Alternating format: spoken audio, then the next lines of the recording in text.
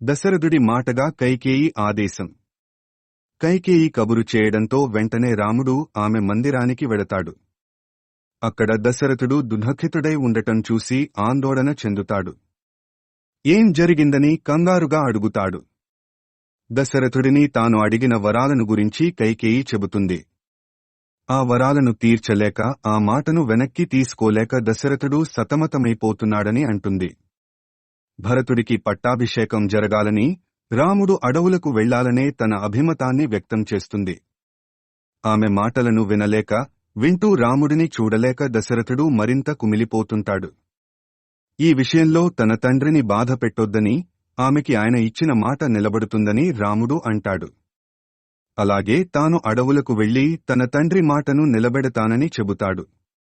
తన తండ్రి నిర్ణయం ప్రకారమే పట్టాభిషేకానికి అంగీకరించానని, అలాగే అడవులకు వెళ్లాలనే ఆయన మాటకి కూడా కట్టుబడి ఉంటానని అంటాడు.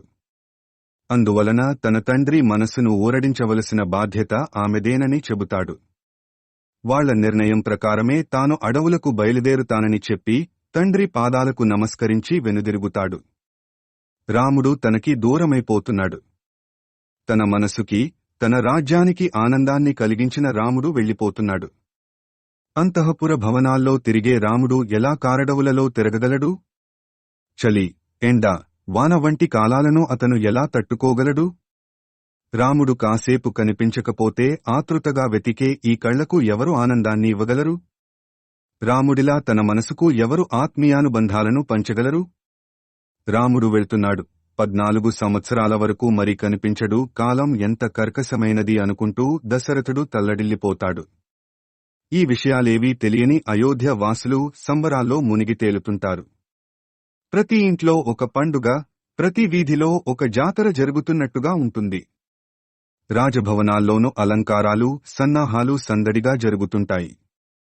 మహర్షులు, వేద పండితులు అప్పటికే అయోధ్యకు చేరుకుంటారు.